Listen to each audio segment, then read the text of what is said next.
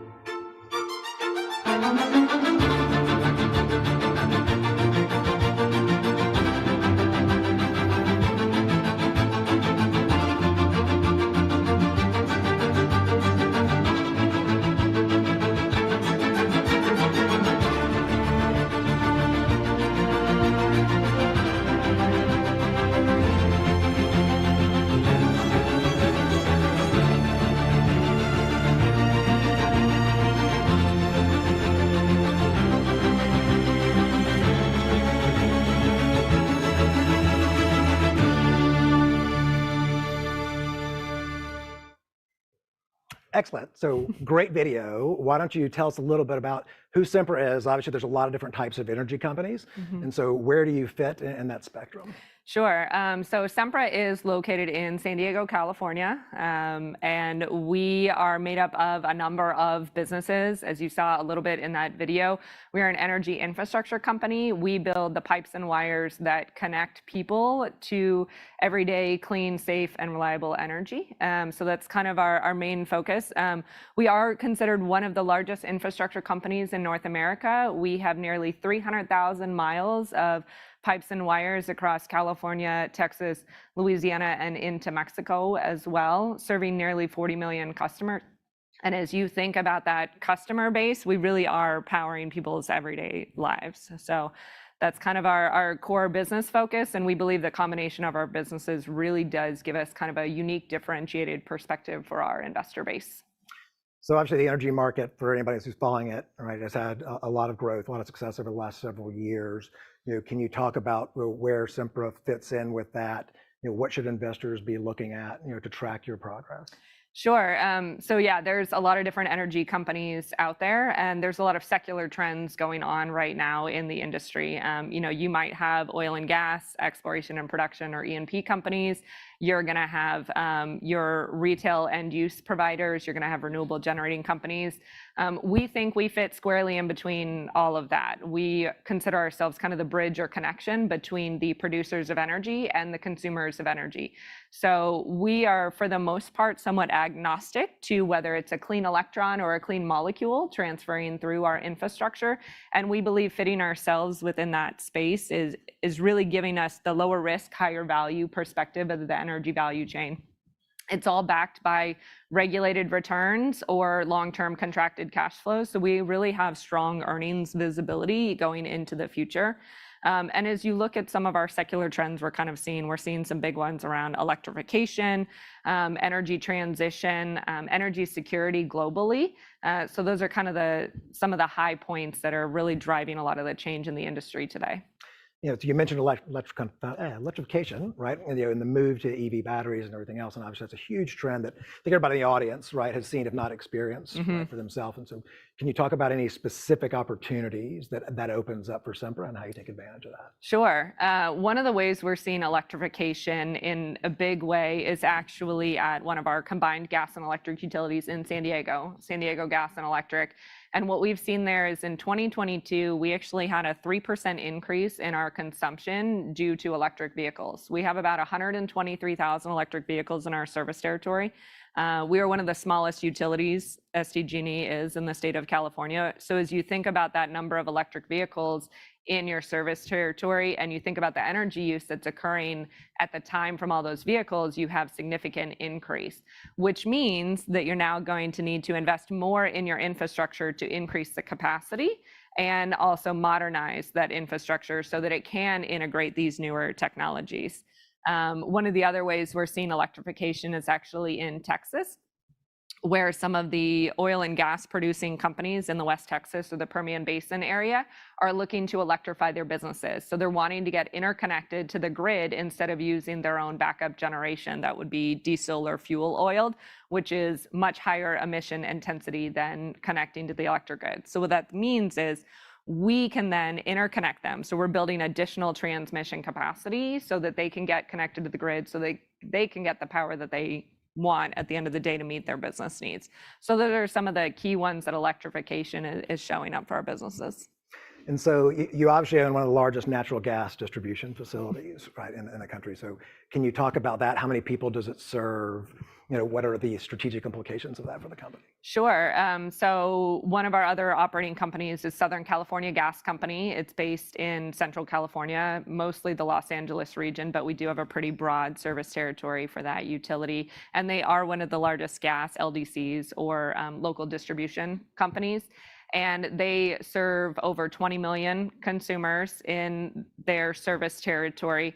And as you look at kind of where we're going in this decarbonization space, particularly in California, is one of the leaders from state policy on a decarbonization effort is how do we integrate those cleaner molecules into our infrastructure system? What does that look like, right?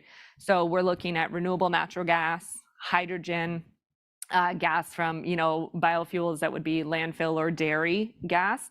And there's a significant amount of supply in that, whether that comes from within California or we're importing it from Canada to meet these needs. We have a very ambitious renewable natural gas target of 20% blended into our delivery system by 2030.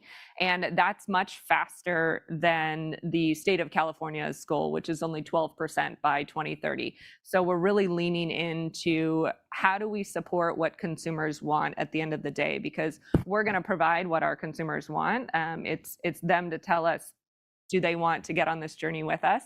And then we're also looking at hydrogen. We have the most number of hydrogen pilot projects of any utility company in the United States. We have over 20, and they're looking at all of the varieties of the energy value chain. Everything from blending the natural gas into our pipes and wires. What does that look like for power generation, right? Instead of using natural gas, can we use hydrogen? Even all the way down to putting it into your homes in an everyday base, right? If you have a gas stove in your house and you go to turn it on, what's the difference between natural gas and hydrogen, right? You're gonna have a lower overall emissions intensity using hydrogen than you would natural gas. And SoCalGas actually has a really cool demonstration project that we've built. We call it the Hydrogen Innovation Experience. And what it is it shows you how do you produce hydrogen all the way to using it in a home. So we have solar panels, we have a hydrogen fuel cell for storage, and it gets blended into pipes all the way into a prefabricated home that uses appliances from your local hardware store like Home Depot or Lowe's. And it's blending up to 20% hydrogen into this home with natural gas to show that we can use it every day also. The chocolate chip cookies they bake in the oven fueled with hydrogen taste fantastic, by the way. You wouldn't even know. So let's talk about hydrogen a little bit, right? Because I think there's a lot of confusion out there. You know, people hear about buzzwords and, the next big thing's going to save the planet, right? So how feasible, right, is hydrogen, right, in your opinion, right, in the companies, and what are really the opportunities? Sure. Hydrogen is a new hot topic these days. There's a lot of federal support for it, and there's a significant amount of state support in California for it. Particularly, Governor Newsom actually put out for the Office of the Governor to create a hydrogen market strategy team. And what that means is they're looking at how do we create a hydrogen market within California? Los Angeles is the largest manufacturing hub in the United States. So as you think about that, how do you help these industries that cannot electrify decarbonize? One of those ways is helping them with cleaner molecules. And hydrogen is one of those solutions. So the governor in his office is all in. We have been authorized to spend some research and demonstration money on some hydrogen projects, one of which is called Angeles Link, and it's proposed to be a dedicated green hydrogen pipeline from Central California all the way into the Los Angeles basin. And what that means is there's a significant amount of renewables in the Central Valley of California. So let's create green hydrogen out in that area, whoever it might be that will make it, put it in this pipeline, bring it all the way into Los Angeles, and we can have that then filter out through all of the industries that are in the LA region.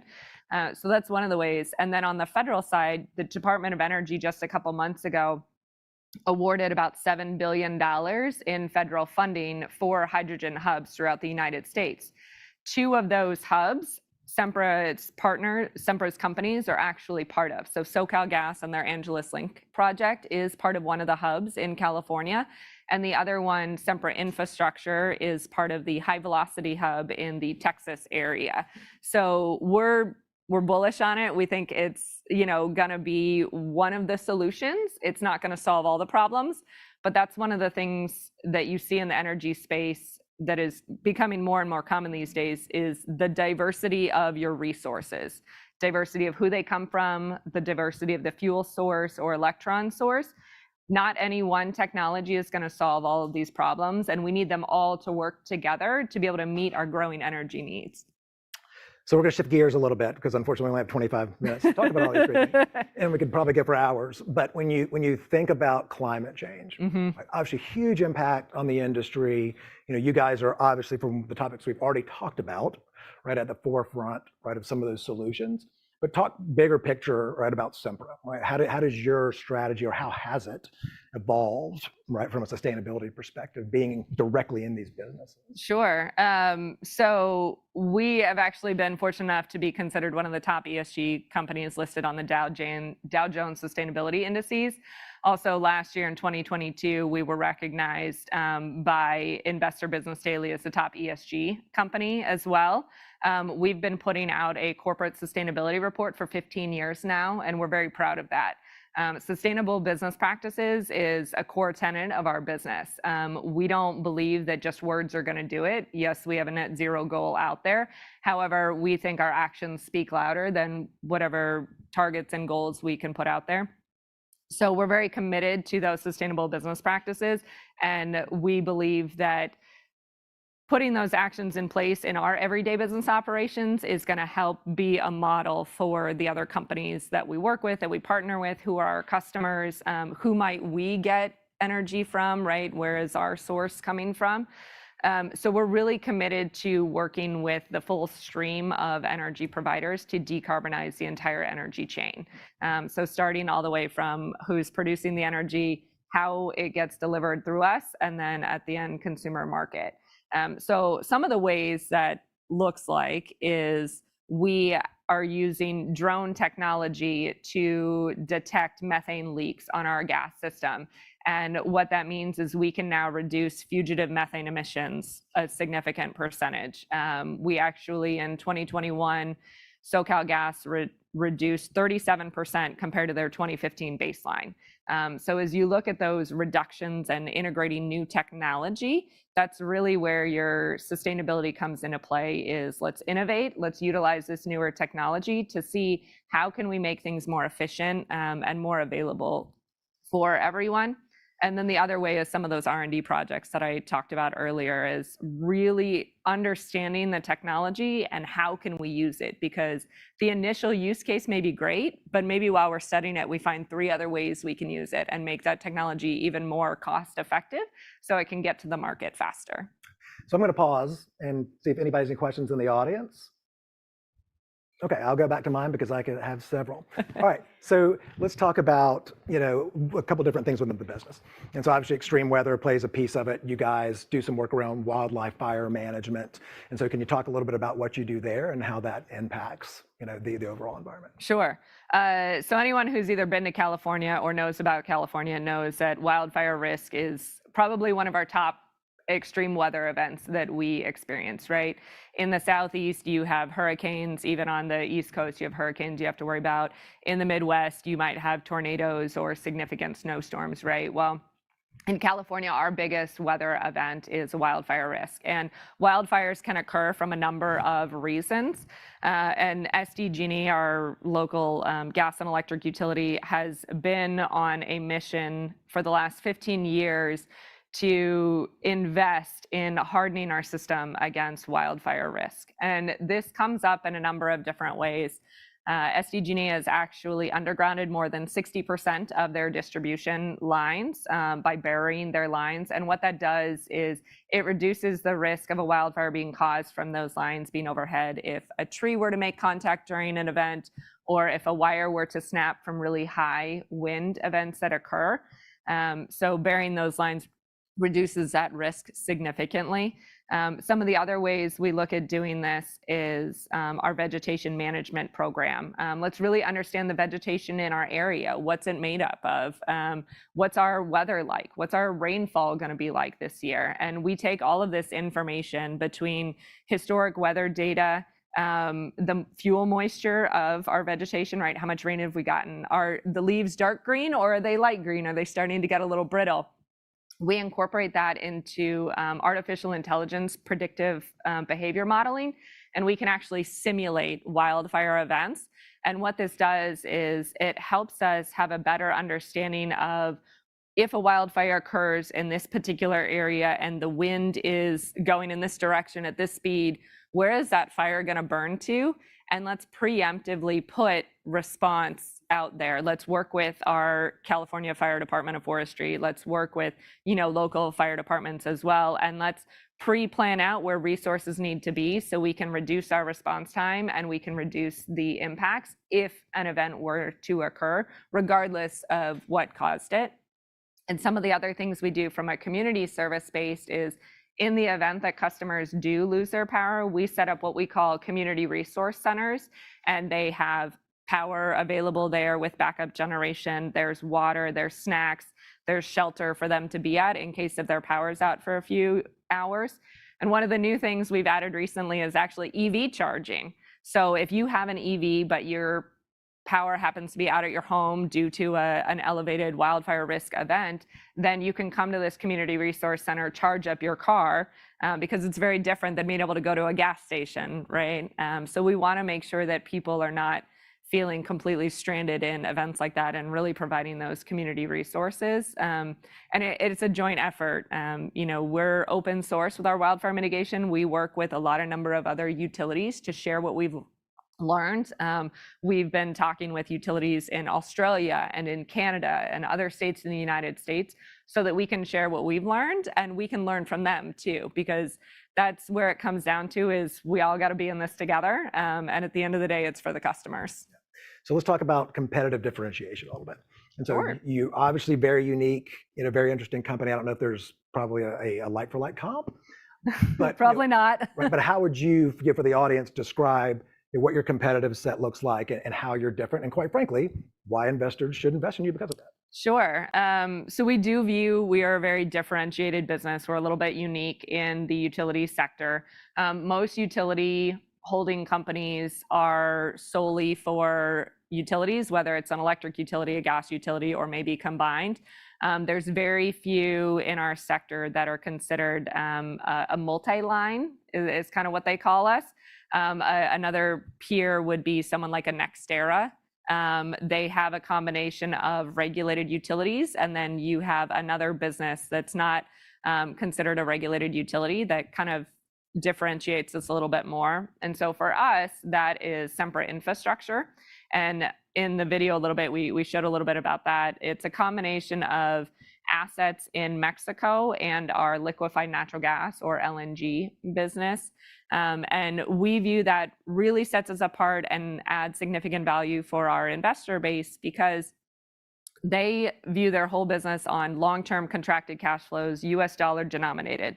So we have reduced foreign currency inflation risk. And when I say long-term contracted cash flows, we have an average tenor about 19 years for our contracts, which goes back to the earnings visibility comment. We know what we're going to get from these businesses.